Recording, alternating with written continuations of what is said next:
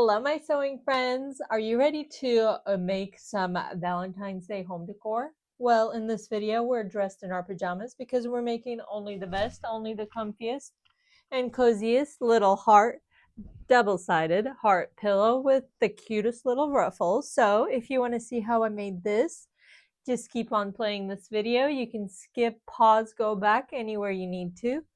And if you do enjoy my tutorials, if you could consider subscribing, liking, commenting, and all that good stuff down below, I'd really much appreciate it. That out of the way, let's start and sew this little heart pillow. And once you can make one pillow, you can make them all. So for this project, I was already at Walmart getting some polyfill, and so I decided to stop by their little fabric sections. And at my Walmart, they just have like these 1 yard and 2 yard and half-yard sections, but they have quite a good selection, and $4 or $5 per yard isn't that bad comparing to other stores. So I decided to look around and grab two just for this project, and then I'll have some left over at the end. But I'm grabbing these two little pink ones for our little Valentine's Day heart. And this is how much you get when you buy 1 yard of fabric, in case you don't know how much 1 yard is.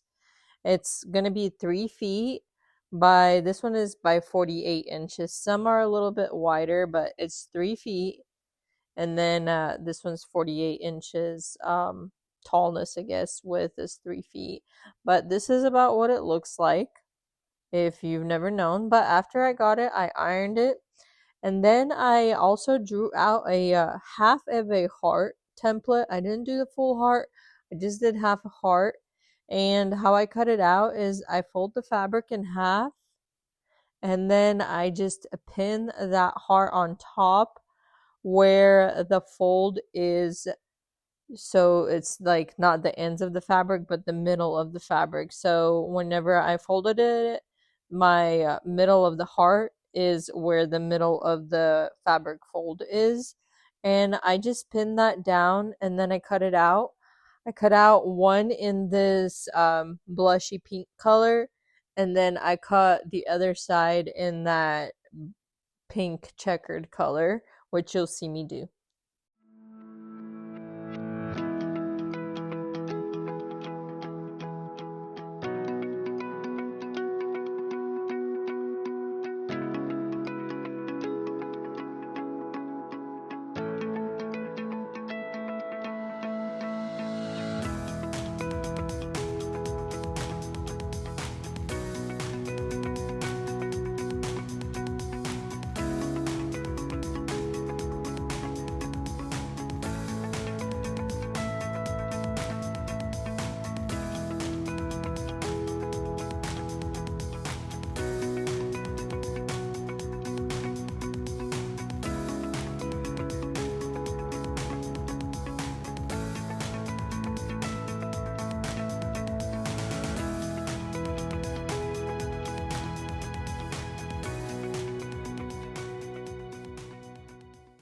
So here's my two hearts. I have the checkered one, and then the blushy pink color.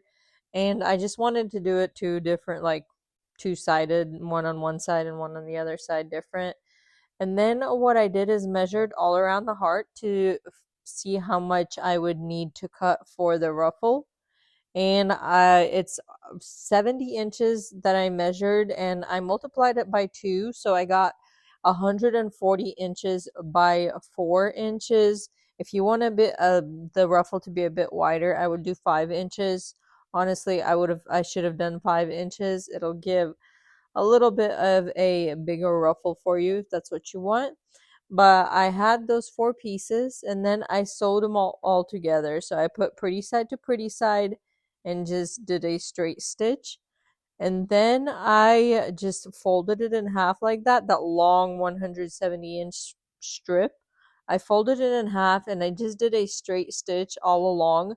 I didn't worry about doing different tension or anything like that. I just wanted the fabric to be held together, because when I'm doing a ruffle on such a long piece of fabric, I do it by hand. I don't bother trying to like scrunch it up. It's a lot of work. You can do that if you want to, but I prefer to just do it by hand, and you'll see me.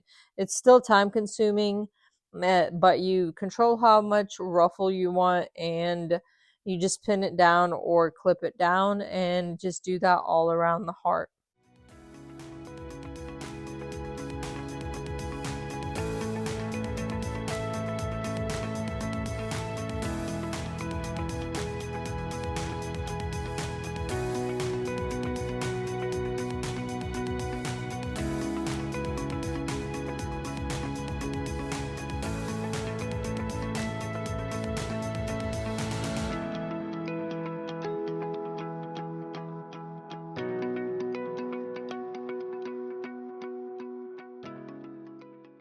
And as you can see, I made it pretty roughly, so that 170 inches was not enough for me. I should have done more, so I just cut another piece, which is about 35 inches that I added on. I could have cut it even more, so if you want it very roughly, like you see mine, I would do more than double. So maybe like double and a half or something like that, just to be safe.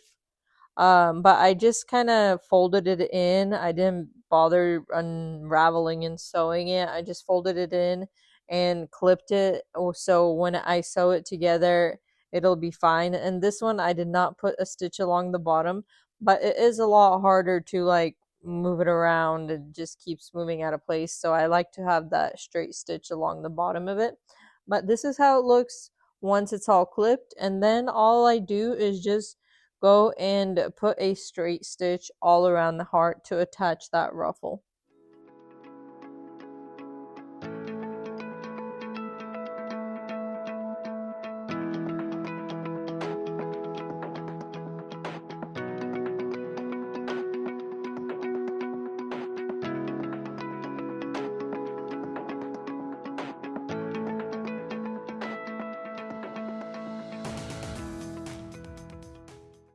This is how it looks once that ruffle is attached.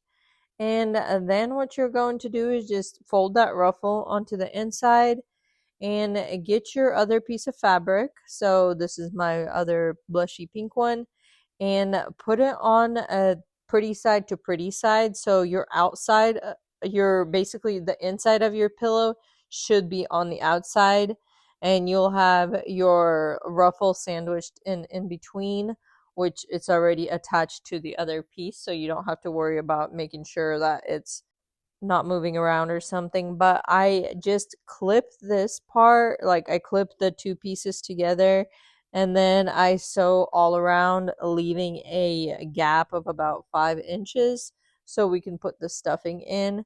But this is just me clipping it, and then you'll see me sew it.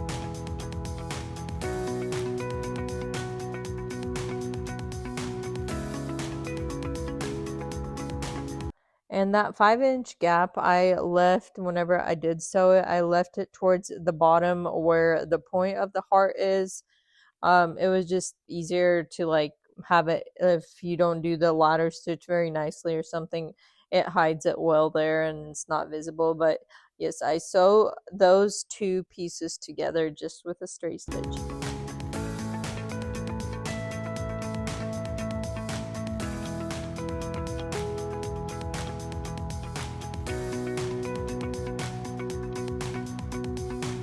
Now you have the two pieces sewn together. I cut off the excess little bit of fabric that I had from the ruffle.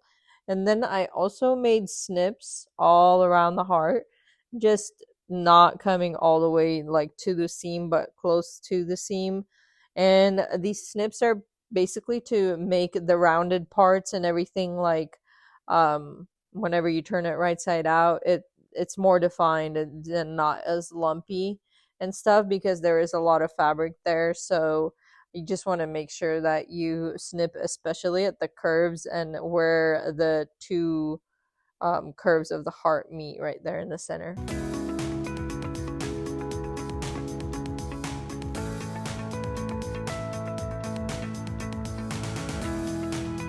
Now you're in the home stretch, you're flipping it right side out, and this is where you're hoping that everything is good. and there's no reason why it wouldn't be. But you flip it right side out and then you stuff it as much or as little as you want. The more you stuff it, the more, defined your heart will be, and the nicer and fluffier your pillow will be.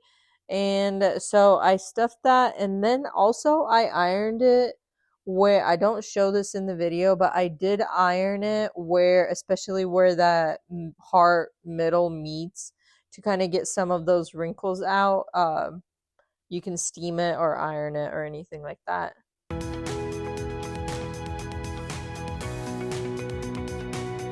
And then once it's stuffed as much as you like it, the last part is to close up that little gap that you left to stuff the pillow and turn it right side out. And you just do a ladder stitch here, and it's nicer when you don't have as big of a gap, but whenever you're stuffing it, you do want somewhat of a gap. It makes it much easier to, so you can stick your hand into that gap. But I just did a ladder stitch, and then I beat the pillow, fluffed it up. You fluff it up as much as you need to, as to your liking, and then you're done with it.